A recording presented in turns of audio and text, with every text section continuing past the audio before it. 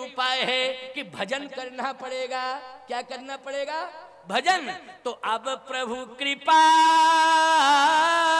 सुग्रीव कह रहा है, अब प्रभु कृपा करहु यही भांति,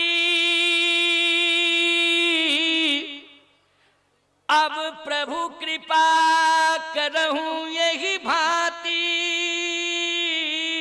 सब तज भजन करो दिन राती। अब आप मेरे ऊपर कृपा करें कि सब तज भजन करो दिन राती।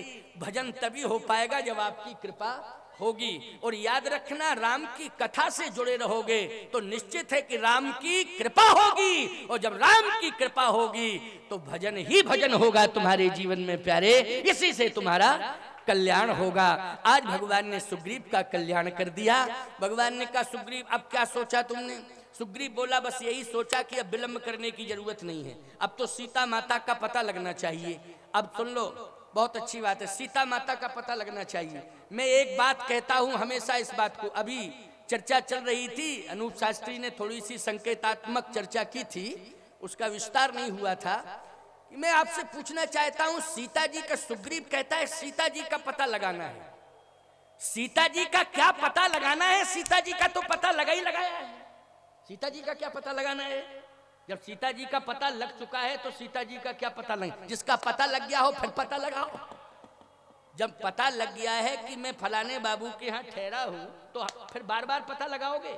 जब एक बार बता दिया गया है कि फलानी जगह ठहरे हैं तो हमारा ट्रांसफर होता रहेगा रोज, हर रोज है।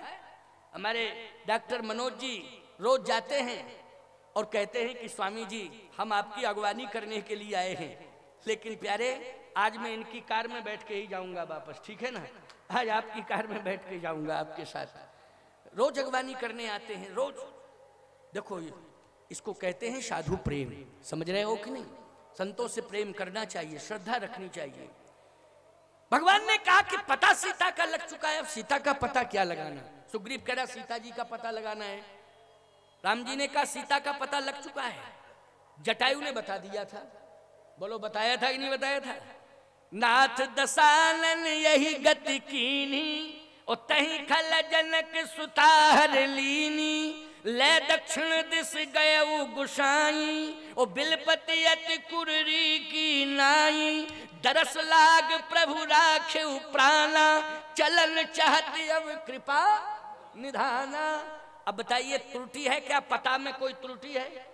दक्षिण दिशा में दशानन लेके गया तो अब क्लियर हो गया। दक्षिण दिशा में गिर त्रिकूट ऊपर बस, लंका तहरे रावण सहज, आशंका जब क्लियर है, जटायु ने बताई दिया है, फिर पता पूछ रहे हो। और संपाति ने अभी अभी जटायु के बड़े भाई संपाति ने कह दिया है कि मैं यहीं से देख रहा हूं अशोक वाटिका में सीता जी बैठी हुई है। तो पता लग गया कि नहीं लग गया? पता क्या लगाना? अच्छा, और यदि पता लगाने की बात होती तो पता लगाने से क्या फायदा?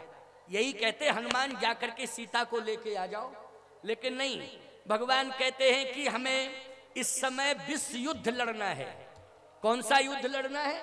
विश्व युद्ध। मैं कहता हूं सृष्टि का सबसे बड़ा विश्व युद्ध हुआ है भगवान राम का और रावण का। बोलो हुआ है कि नहीं हुआ है?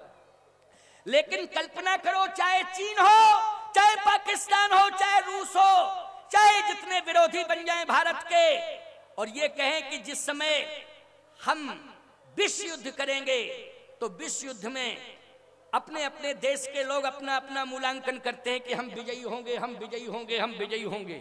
लेकिन मैं कहता हूं कि विश्व युद्ध का रिकॉर्ड बन चुका है, उस रिकॉर्ड के खिलाफ नहीं कोई जा सकता है। विश्व युद्ध में रिकॉर्ड बना है कि आर्यावर्त विजयी हुआ। बोलो, राम रावण का सबसे बड़ा विश्व युद्ध हुआ है, उस विश्व युद्ध में क्या रिकॉर्ड बना है? आर्यावर्त। उस समय कौन सा था अपना देश? आर्यावर्त। आर्यावर्त विजयी हुआ है, अर्थात वही आर्यावर्त अपना भारत है। मैं दावे के साथ कह सकता हूं भारत विजयी हुआ है, आर्यावर्त विजयी हुआ है विश्व युद्ध में। लेकिन किससे विजयी हुआ, कैसे विजय हुआ, विजय श्री मिली कैसे है आर्यावर्त को? इस बिंदु को समझना होगा।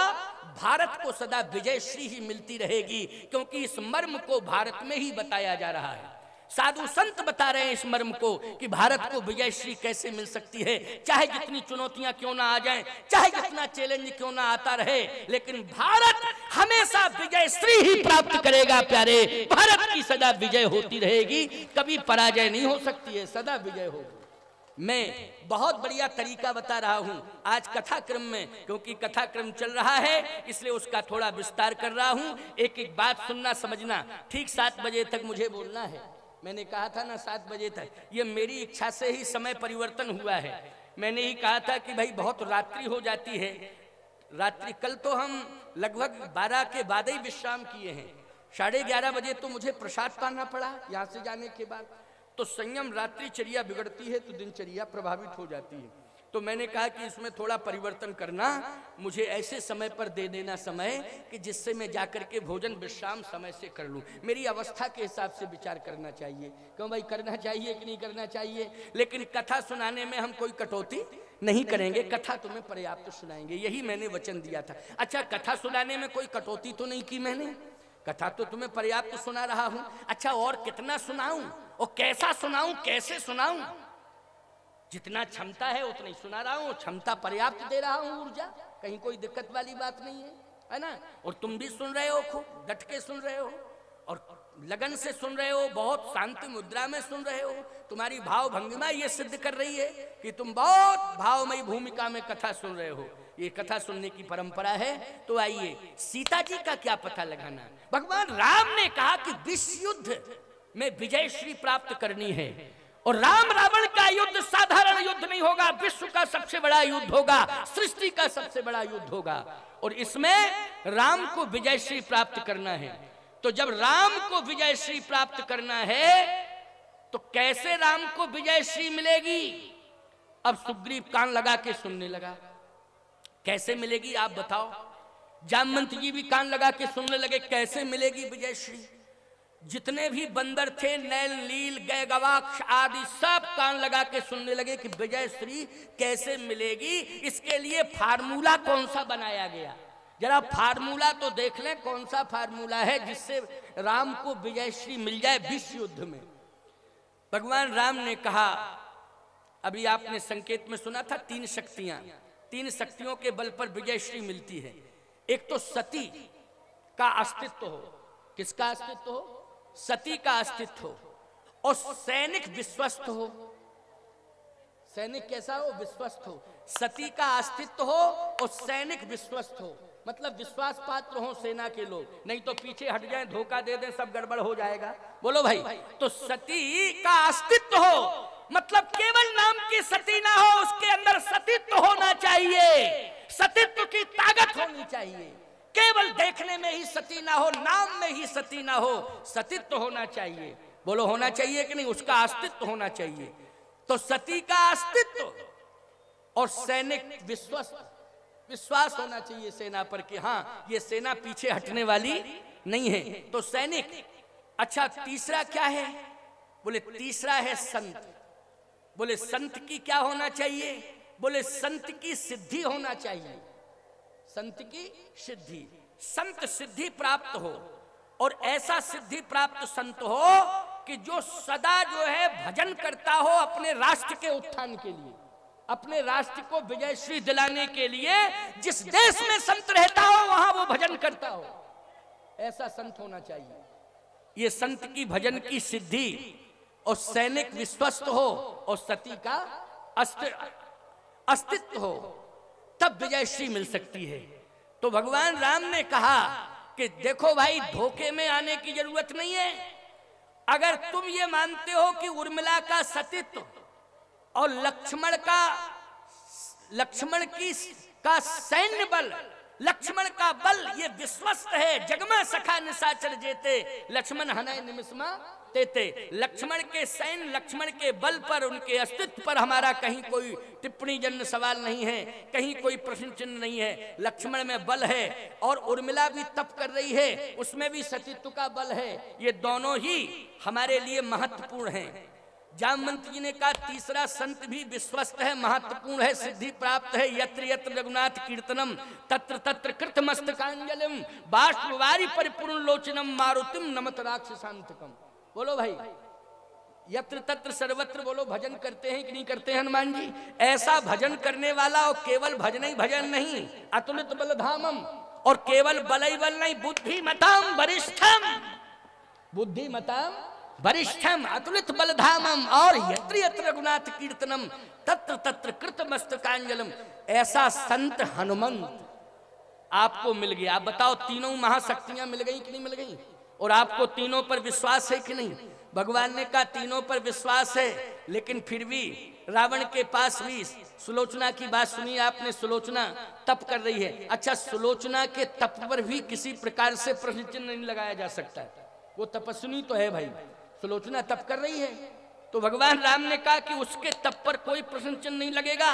दूसरी बात, मेघनाद के बल पर भी कहीं कोई टिप्पणी नहीं की जा सकती है, क्योंकि मुझे मालूम है कि प्रथम युद्ध में लक्ष्मण के बल को चुनौती देने वाला अगर कोई सैनिक होगा तो वो मेघनाद होगा, वो लंका का पक्षधर होगा। बोलो होगा कि नहीं होगा? और मेघनाद ने पहले युद्ध में बोलो लक्ष्मण को मूर्छित कर दिया था कि नहीं कर दिया था? रात भर राम जी रोए, वो तो संजीवनी बूटी समय से आ गई तो प्राण बच गए।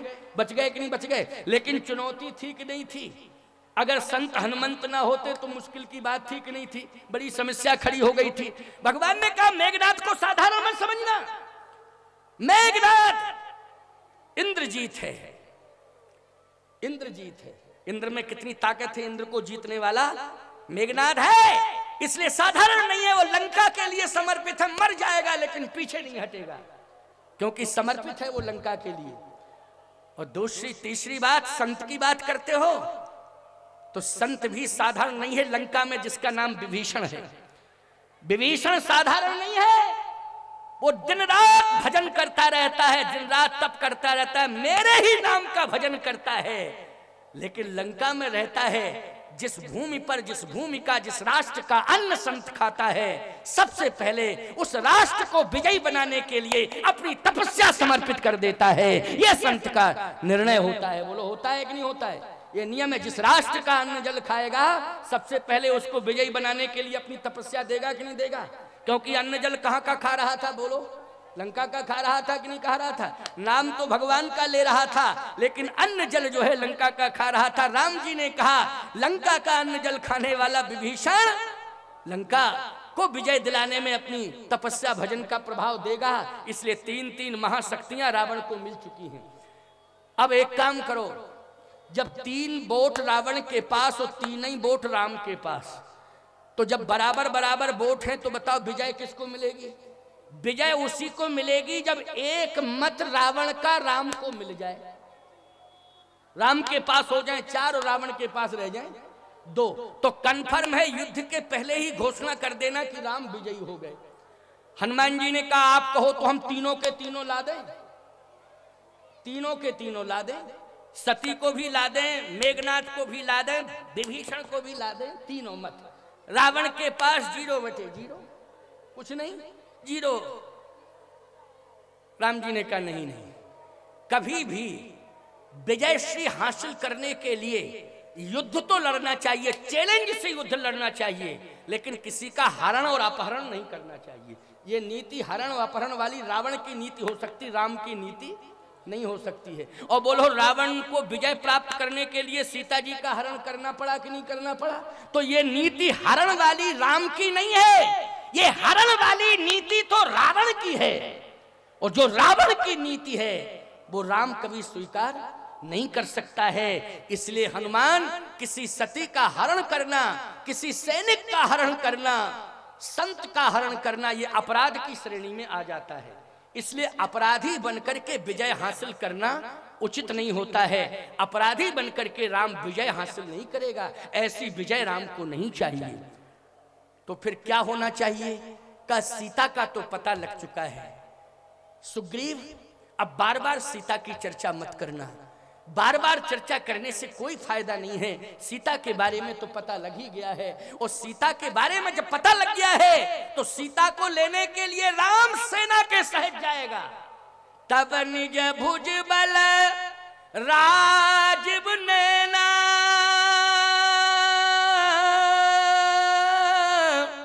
कौतुक लाग संग कपि सेना। राम के साथ सभी बानर चलेंगे, लंका रावण को चैलेंज करेंगे, युद्ध होगा, युद्ध में डिसीजन होगा, इसके बाद सीता को प्राप्त किया जाएगा। ऐसे सीता को चोरी चोरी प्राप्त नहीं किया जाएगा, किसी सती का हरण करके प्राप्त नहीं किया जाएगा, किसी सैनिक का हरण करके सीता को प्राप्त नहीं किया जाएगा। इसलिए एक काम करो, तुम संत का पता लगाओ कि संत रहता कहां है लंका में। वो बोले संत ऐसा होता है जो केवल देश तक सीमित नहीं होता है, उसकी विश्व स्तर की सत्ता होती है।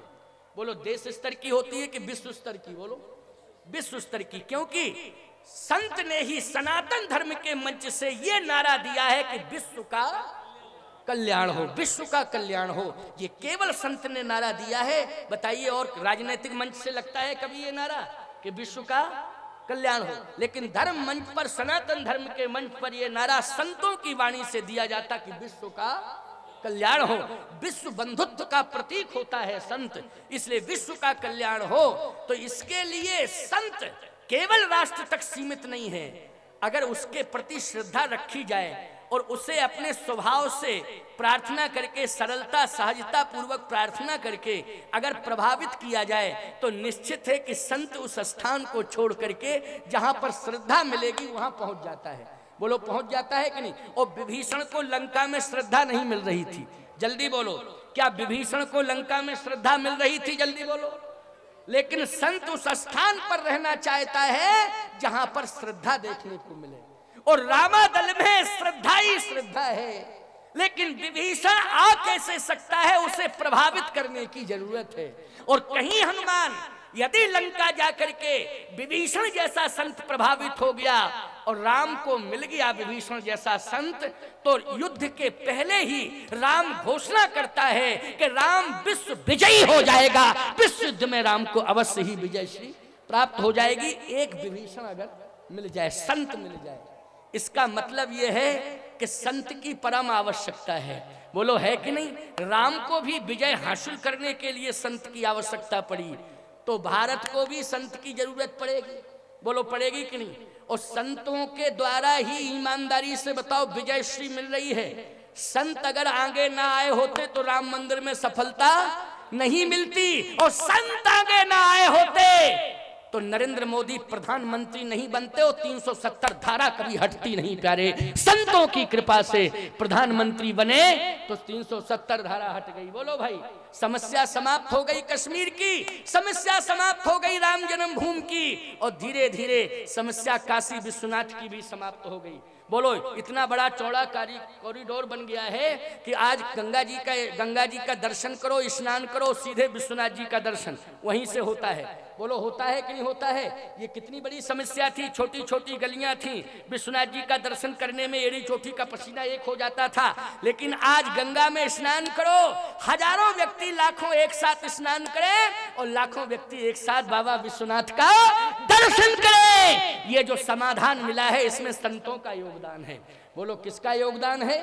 संतों का योगदान है। इस बात को राम जी ने त्रेता में ही बता दिया था कि बिना संतों के सफलता मिलने वाली नहीं है। जब तक संत नहीं सहयोग करेंगे तब तक सफलता मिलने वाली नहीं है। इसलिए हनुमान सीता का पता लग चुका है, मुझे केवल चाहिए तो संत चाहिए, संत का पता लगाओ कहाँ रहता है, और प्रभावित करके मुझे समर्पित हो जाए, संत मुझे मिल जाए, मैं आज संत को पालूं, और जब संत को मैं प्राप्त कर लूंगा तो निश्चित है कि विजय श्री अवश्य मिलेगी। हनुमान जी ने कहा तो ठीक है, हम संतई का पता लगाएंगे। तो हनुमान जी ने संतई का पता, मंदिर मंदिर प्रतिकर शोधा, मंदिर मंदिर। हनुमान जी लंका में गए तो राक्षसों के भवन में गए कि मंदिर में गए? जल्दी बोलो। मंदिरों में। अच्छा, मंदिरों में क्यों घुस रहे हनुमान जी?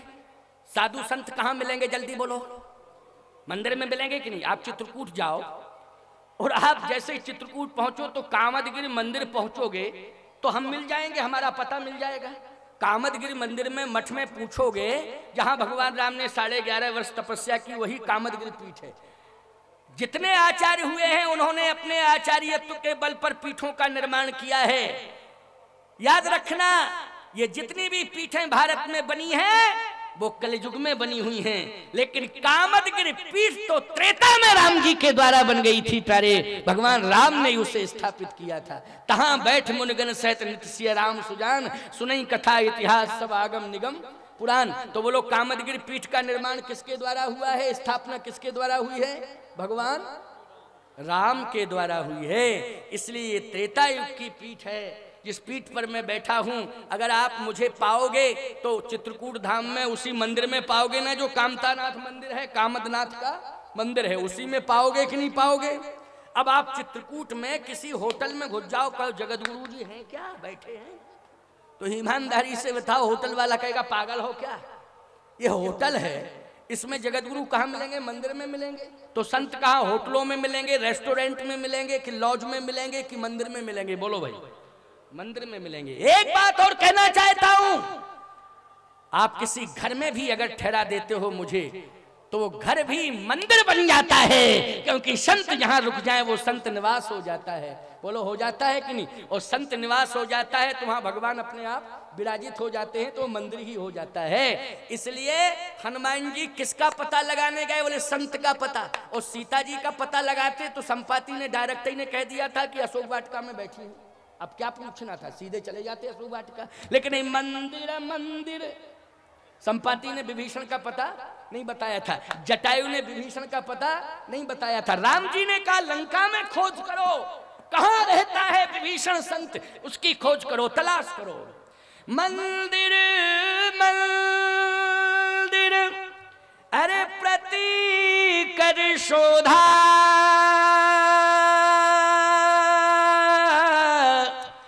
देखे जहां तहां गिरत जोधा। जैसे ही मंदिर में घुसे, मूर्तियां रो रही थीं और राक्षस सो रहे थे। शराब पी के कब्जा कर लिया ना राक्षसों ने मंदिरों पर। देखो राक्षस लोग जब मठ मंदिर पर कब्जा कर लेते हैं तो मठ मंदिर की दुर्दशा बिगड़ जाती है, मूर्तियां रोने लगती हैं, रोने लगती हैं।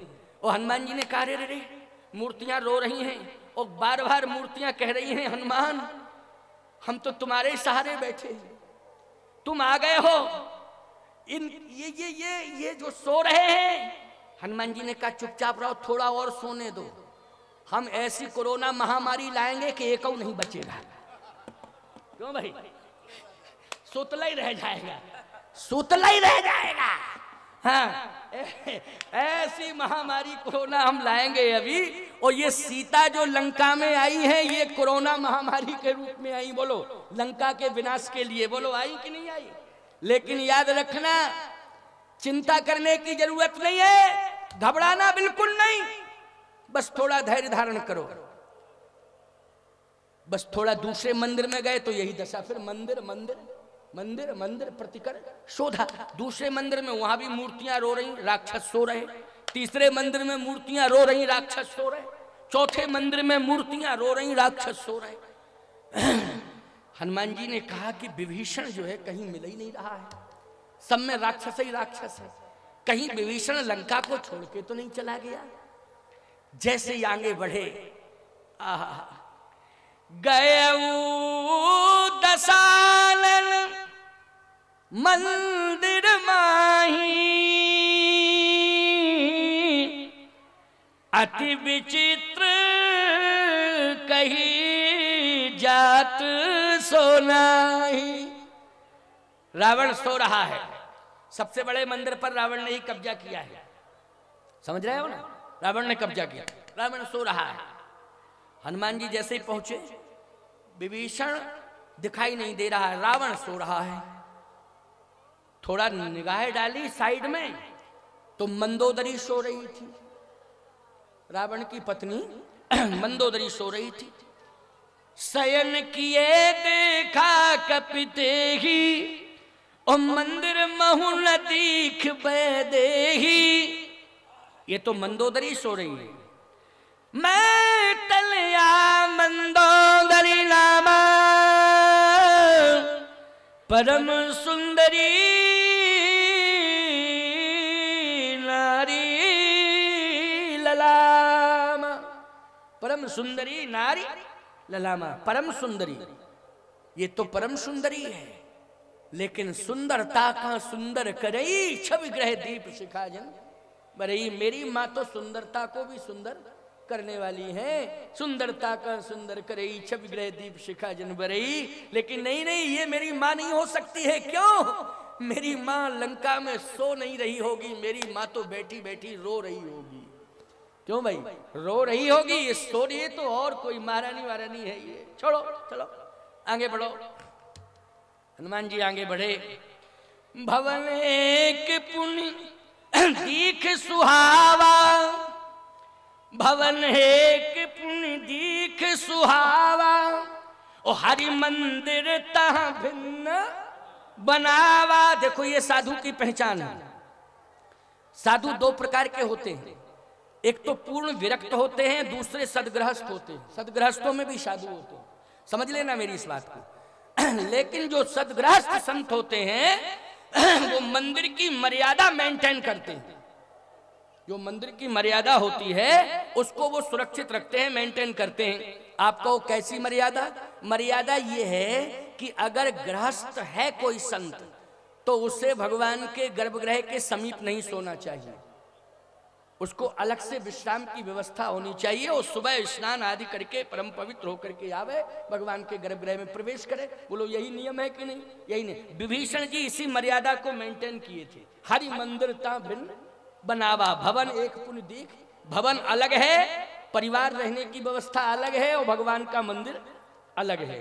देखो ये परंपरा लंका में भी कायम की कि नहीं की विभीषण ने? बोलो। मैं एक बात कहता हूं, यदि किसी तीर्थ में संत रहते हैं और वहां मर्यादा मेंटेन किए हैं तो कोई विशेषता नहीं है। तीर्थ में तो अनुकूलता है,